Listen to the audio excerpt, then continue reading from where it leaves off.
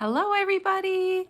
Jen's back with an episode of Book Break, and today I brought a story for you called The Bear Who Stared, and it's written by Duncan Beatty. The Bear Who Stared. Let's see what this story is. It's a good one. I already looked at it. All right, let's go so you can see. All right, The Bear Who Stared. Look what's on his nose. A butterfly. There once was a bear who liked to stare and stare and stare.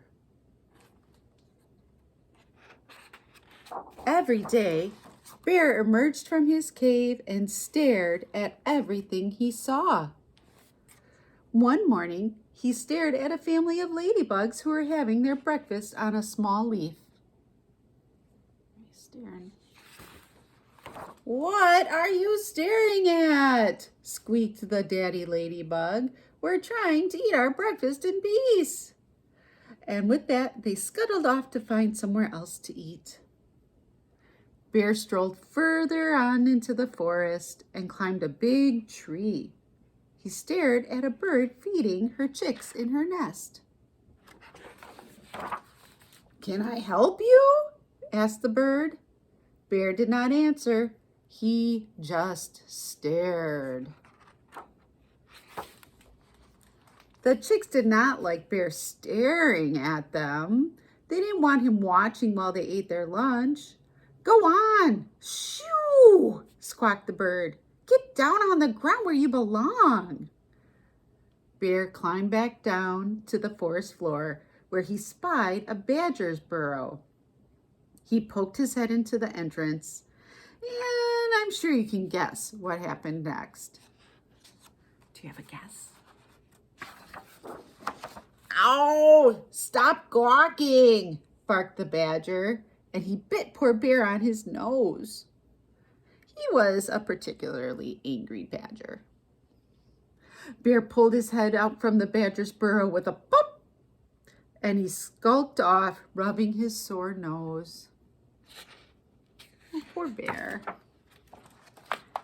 Before long, Bear found a log to sit on by a large green pond. He sat and stared at the pond. He sat and pondered by the pond.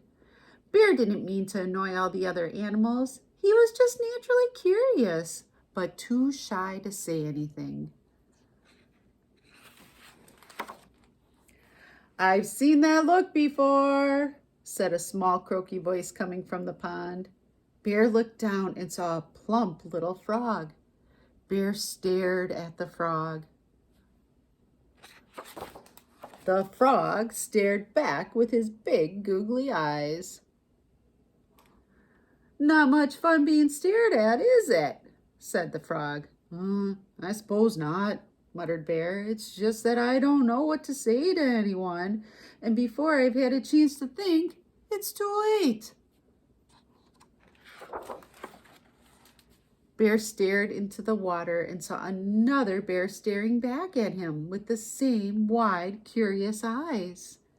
He looked just like Bear in every way, but this bear wobbled and had a strange green color. Who is Bear staring at? I bet you know, right?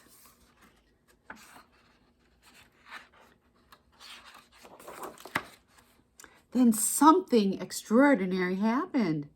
The green bear blinked, and his mouth turned into a smile, which turned into a big, happy grin. "You see," said the frog, "sometimes a smile is all you need.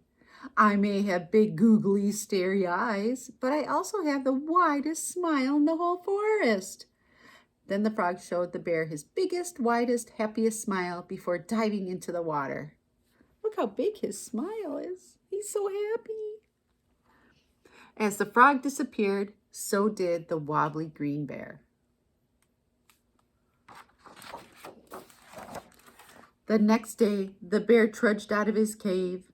he saw the ladybug family enjoying their breakfast on a small leaf. What do you think is going to happen? Do you have a guess? The daddy ladybug was just about to gather up their things and leave when Bear said, "Hello," with a big smile on his face. "Oh, hello," replied the daddy ladybug, and he smiled back. Bear strolled happily off into the forest. Well, it worked with a smile.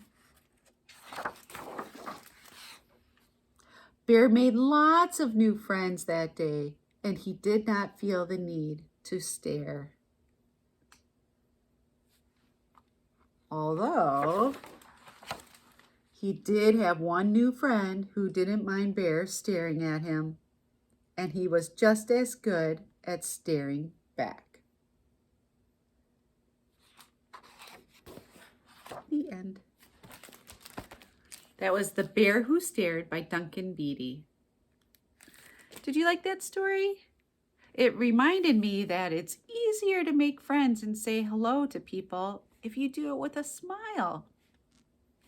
All right, everybody, I'll see you next time. Bye.